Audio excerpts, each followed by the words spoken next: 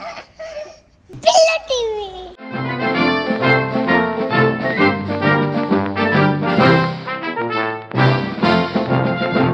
जय श्री राम। उत्तर रामायण में चयन की प्रक्रिया पूरी हो चुकी थी और मुझे कुश के किरदार के लिए चुना गया था, चयन किया गया था। जैसे कि आपने पिछले वीडियो में देखा और आपने पोल में कहा कि आपको उत्तर रामायण की ही कहानी सुननी है, इसलिए उत्तर रामायण के पर्दे के पीछे की कहानियाँ लेकर फिर एक बार मैं हाजिर हूँ स्वप्निल जोशी पिल्लू टीवी पर। मेरा चयन हो चुका था और कुश की व्यक्ति रेखा के लिए मेरा चयन हुआ था। आनंद अंकल से मेरी मुलाकात हो चुकी थी एंड बाकी सारे बच्चे वापस चले गए थे और मैं और पिताजी और मयूरेश और उनकी माताजी रुके थे because we were selected as Kush and Luv. दूसरे दिन सुबह जब नहा धो के मैं रेडी हुआ तो मुझे पहली बार पापा जी के लिखे हुए डायलॉग्स की कॉपी मिली और मुझे कहा गया कि ये आपका किरदार है और आपको इसे याद करना है, बाकी पापा जी आपको सिखाएंगे, समझाएंगे क्या करना है, आप बस पढ़ लीजिएगा 7-8 बार। और जो मार्क करके मुझे कॉपी दी गई थी उसमें लव के डायलॉग्स पे मुझे मार्क करके दिया था। मैं थोड़ा सा परेशान हो गया। मैंने पिताजी को कॉपी दिखाई और कहा कि आनंद अंकल ने तो हमसे कहा है कि मेरा चयन कुश के लिए हुआ है, लेकिन डायलॉग की जो कॉपी आई है उस पर लव के डायलॉग्स को अंडरलाइन करके वो कॉपी स्वप्निल ऐसा लिख के मुझे दी गई थी।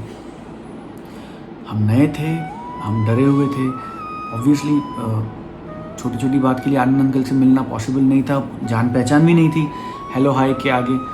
तो जो वो कार्यकर्ता थे, जो चीफ एडी थे, जिन्होंने मुझे कॉपी दी थी, मैंने उनसे पूछा, पिताजी ने इनफैक्ट जाके, कि ऐसा ऐसा है और आनंद अंकल ने कहा था कि आपके बेटे का चयन कुश के लिए हुआ है, लेकिन कॉपी तो लव की दी है, तो ठीक है ना, मतलब ये पढ़ने दूँ ना उसे।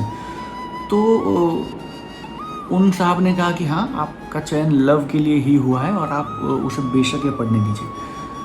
हमें लगा ठीक है, मतलब चयन लव के लिए हुआ होगा। और मैं याद करके गया, पहली बार उमरगांव में हम शूट करते थे। उमरगांव में वृंदावन स्टूडियो नाम की एक जगह थी। आई डोंट नो अभी वो जगह है या वो स्टूडियो बंद हो गया और वहाँ कोई building, I don't know, but उस टाइम पे बहुत खूबसूरत जगह थी। मतलब स्टूडियो था, बीच में छोटा सा रास्ता था और बिल्कुल सामने बीच था। बहुत लुभावनी जगह थी, बहुत खूबसूरत जगह थी और अंदर पूरा रामायण और उत्तर रामायण के सेट्स बने थे, रहने के लिए कमरे थे, एक छोटा सा कैंटीन जैसा था जहाँ हम सब साथ में मिलके खाना खाते थे। एंड इट वाज कुछ एक प्ले एरिया था जहाँ कुछ बास्केटबॉल और कुछ गेम्स का प्रबंध हुआ करता था, कैरम था, चेस था। और दूसरा पूरा दिन मेरा सब वो देखने में चला गया and I was just mesmerised. And कभी राम जी दिख जाते थे, कभी सीता मैया दिख जाती थी, कभी लक्ष्मण जी दिख जाते थे, कभी शत्रुघ्न जी दिख जाते थे।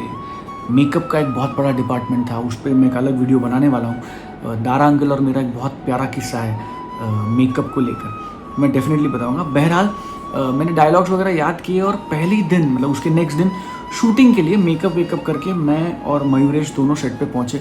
जाहिर सी बात है कि मुझे लव के डायलॉग्स दिए थे, इसलिए मयूरेश को कुश के डायलॉग्स दिए गए थे और हम दोनों खड़े हो गए और पापा जी आए और पापा जी ने हमसे पूछताछ की, खाना खाया, नाश्ता किया, तैयार हैं, कितने नर्वस है।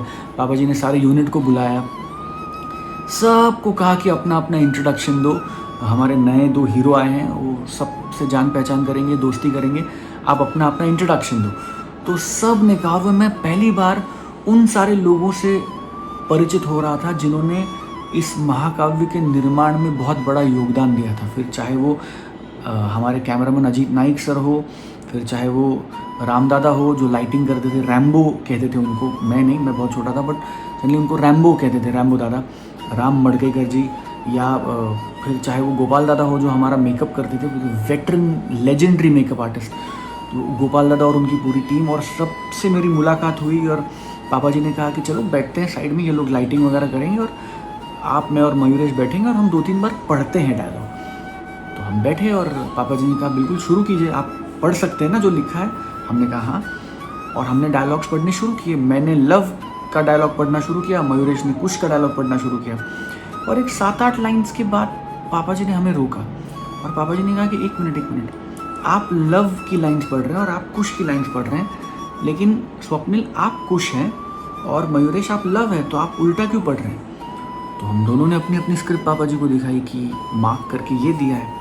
तो पापा जी की समझ में आया कि मिसकम्युनिकेशन हुआ है और पापा जी ने उनकी डायरेक्शन टीम को बुलाया जो चीफ एडी थे उनको बुलाया और उनसे कहा कि ये मिसकम्युनिकेशन है, स्वप्निल का चयन कुश के लिए हुआ है और मयूरेश का चयन लव के लिए हुआ है, इसलिए इन दोनों को वापस लेके जाओ, मेकअप रूम में बिठाओ, एसी में बिठाओ, इनको एक दूसरे के डायलॉग्स एक्सचेंज करो, आज शूटिंग नहीं करेंगे, इनके साथ कल शूटिंग करेंगे, लेकिन make them familiar with this lines. और फिर उस दिन हम सबसे मिले, सेट पे बैठे, माहौल जैसे कहते हैं ना, उस माहौल का हिस्सा बने और फिर अपने अपने रूम में चले गए। हमारा पैकअप कर दिया गया उस दिन के लिए और उस दिन से मैंने सही मायने में कुश की लाइनें पढ़ना और कुश के किरदार को अपनाना शुरू किया और इस तरह से उत्तर रामायण में मैं कुश बना तो सही, लेकिन लव बनते बनते कुश बन गया। रामायण और उत्तर रामायण से जुड़ी ऐसी कहानियाँ लेकर आऊँगा अगले वीडियो में। तब तक के लिए पिल्लू टीवी को लाइक कीजिए, शेयर कीजिए, सब्सक्राइब कीजिए और ऐसे ही प्यार करते रहिए। जय श्री राम। तो वो मेरा शूटिंग का सबसे पहला सीन था, मेरे आप यूँ कह सकते हैं कि मेरे करियर का सबसे पहला सीन था। आई एम श्योर आप सबको अब तक वो सीन याद आ गया होगा।